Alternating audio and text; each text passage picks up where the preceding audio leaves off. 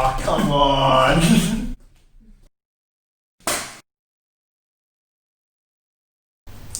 Hey everyone. So, I think in a duel, most people would agree that bar turning tail and fleeing, there are a few things more shameful and more discouraging than being disarmed.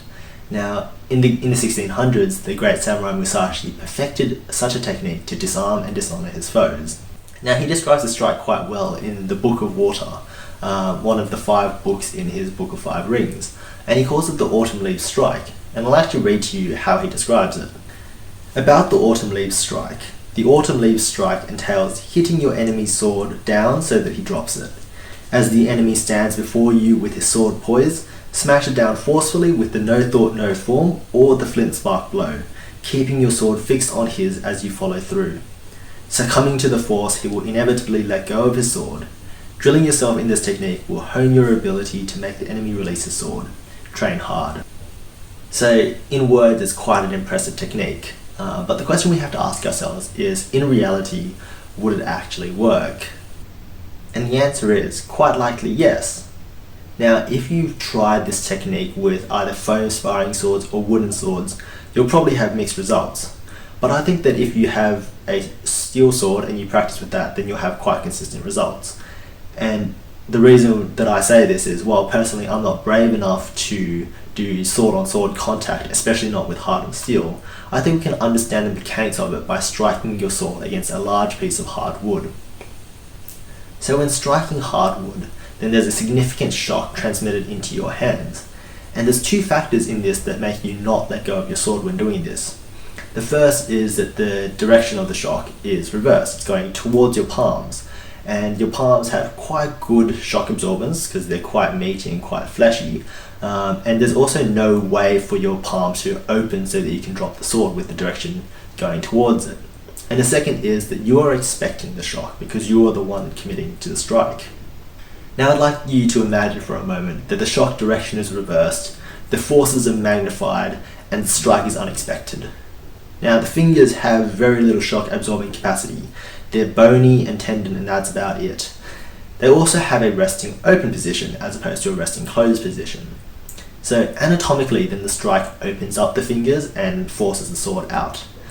Coupled with the natural instinct for you to open your fingers in response to pain, then it makes the disarm very likely. And the reason why that happens is because if you imagine you're holding onto something hot, you're holding onto something sharp, or you're holding onto something spiky, then opening your fingers stops the painful stimuli. So it's a body's natural instinct.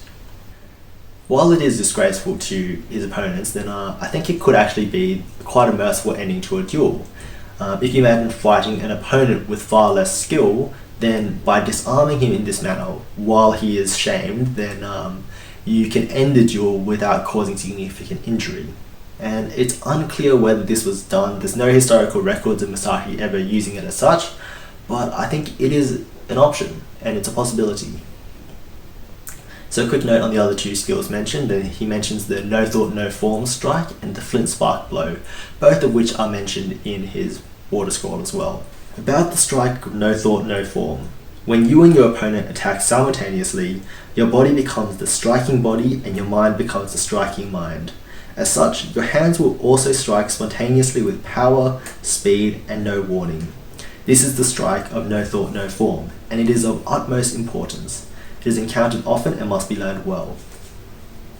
So I think this is a very poetic way of him saying that when push comes to shove, then you don't have time to think, you don't have time to plan, and therefore your body strikes in the way that it's practiced over and over and over, and it's an instinctive response. And I think this is the level that every strike should get to.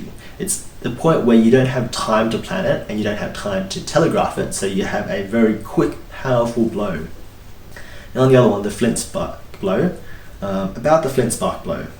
The flint spark blow is a lightning fast move executed without raising your blade in the slightest. This technique necessitates a swift and sure strike, utilizing the body, hands in perfect unison.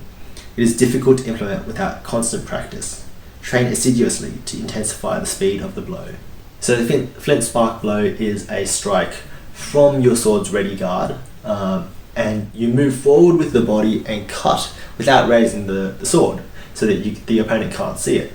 It's a lightning fast move, with a gap closer, with the body's motion and momentum and power behind it.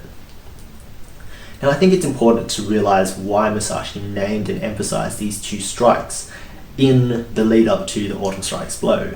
And I think it's Musashi's way of emphasising the importance on the element of surprise for the autumn leaves strike to work. Without the element of surprise, then it's unlikely that your opponent, well, less likely that your opponent will be disarmed. So that's all for today. I hope you learned something. It's a pretty cool move, the autumn leaves strike, and it's also got a pretty cool name. Go home, practice it. As Musashi said at the end of the description, train hard.